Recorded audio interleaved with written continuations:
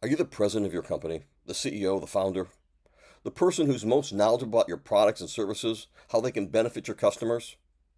You know your industry better than most, and yet you're having a difficult time getting into other C-suites to convince them to take a look at and buy your product.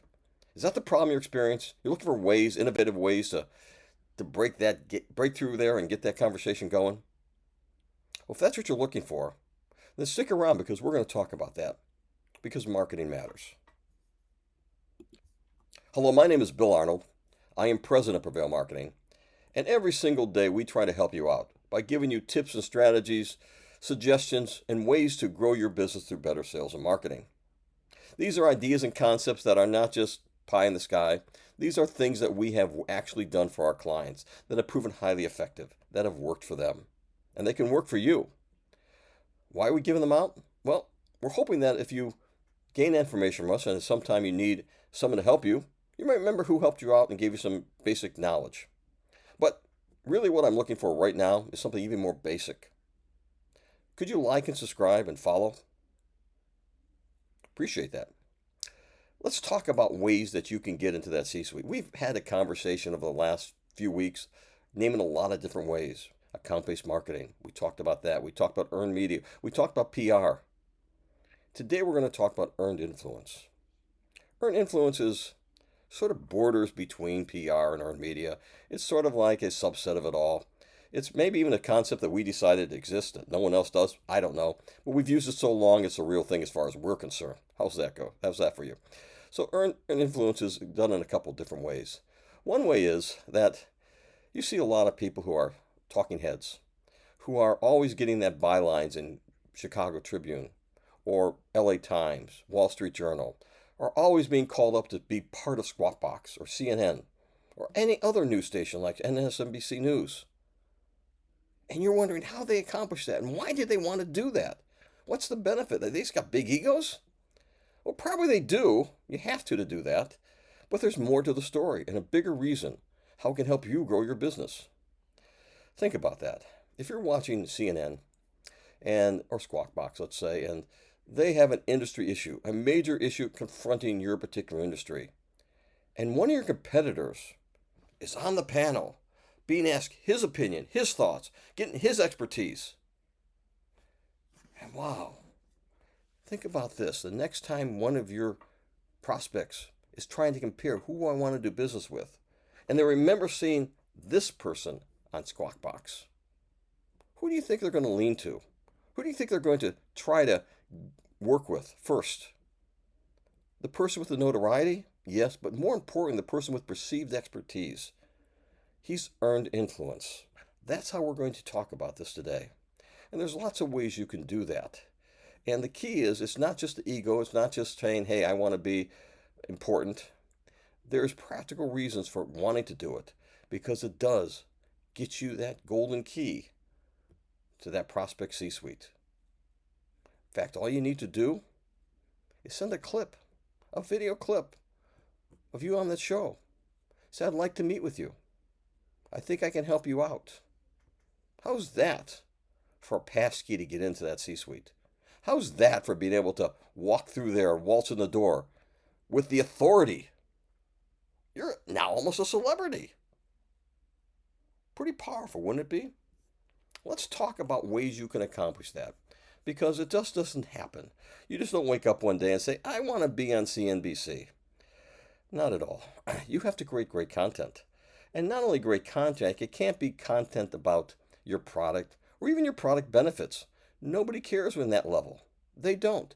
It's got to be major themes and major issues that affect in your industry. You got to be that big picture person, that person who's always on every social platform, always advocating, always pushing, always trying to get somebody to listen to them. It doesn't always have to be factual based. It can be opinion based many times, but you always have to have a basis for it, based on your experience maybe.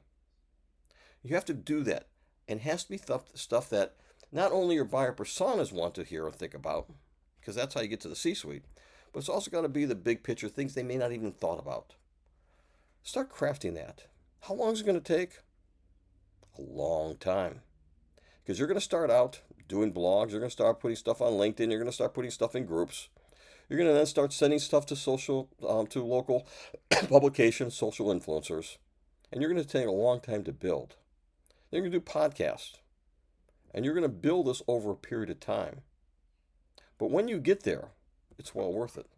How do you get there? How do you shorten that? How do you make that happen? Well, obviously the holy grail where you want to be are Forbes, Business Insider, Fortune Magazine, Wall Street Journal, Harvard Business Review, TechCrunch, Mashable, Wire, Entrepreneur, Fast Company for publications, for Squawk Box for broadcasts. You know the place you want to be. You can't just start there. So you have to go and start at a lower level. Start on social media. Not just your posting, but look to the people who already have a foothold in your industry. The people who are already the opinion trendsetters. The people who are already being called upon to have those views. And begin engaging, begin commenting. And don't be rude, don't be aggressive, don't try to take them down, but comment on what they're doing. Go back and say, and add your 2 cents. Share, reshare. It's going to take you a long time, but do with a lot. Eventually, you're going to start getting more people to follow you. You may even get the attention of the person. Get on their podcast, build a following. Over a period of time, being on that social influence, if you get enough followers, if you get enough legitimate followers, and you have enough game, all of a sudden you're going to find that local media is willing to listen to you, is willing to hear you out, is willing to have you part of their byline. So now you got to cut your teeth on local media. You have to go to the local ABC station, the local newspaper, and you have to start building your resume, padding your resume, getting it to a point where you can then say, look, I have been that spokesperson for local papers in Peoria. Then you can start looking to Chicago, New York, LA, and start spreading your wings. Do that, but there's more. Research analyst reports. Now, I know they're basically looking at the every industry. How do you make an impact doing that? You know what I get all the time? I get questions all the time from research analysts. I just got done, and I'm not trying to build my reputation for that, so don't think I'm trying to do that, but I just got done having a couple research analysts reach out to me for my expertise in industries I've been involved with. Not just marketing, but some of my industries where I've been chief growth officer or chief marketing officer, even going back 5-10 years. They want my knowledge and my particular expertise. And you know what happened? If you blow them away, which I've done many times, they keep coming back and they keep coming back and they keep coming back, and then they start citing you by name in their reports. Then, remarkably, when they're asked who they can talk to by local papers, they refer to you or national papers. So work through your research analyst reports, help them, cooperate with them, make them look good, they'll make you look good. Finally, you really want to get to that level, 2 other things you could do. Proactive pitching.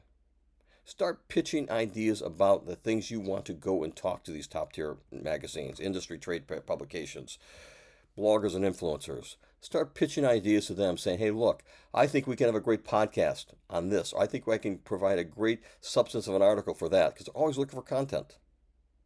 Be that person who's helping them find the answer. That's important. Finally, now this is the one that will absolutely get you in the door. Write a book. I'm not talking about a novel. I'm talking about a book on your industry. Don't just say how to. Press big picture ideas. Yes, it's probably not going to sell a lot. But when you walk into they love people when they walk into a news show. When they say, this person just wrote the book, and they name the book off, particularly if it's a bestseller. And there's ways to make it a bestseller it's not that hard, actually, if you know the trick. Be that person that writes that book. Build your platform. Build your credentials. Become that person who they want to do business with you and they seek you out, as opposed to you having to pound on the doors to the C-suite. Hope this helped. Kind of a off-the-cuff comments today. But I just felt this. I've had a particular person I was talking to who needed to hear this, so I thought maybe I'd share this with everybody. Until tomorrow, have a good night.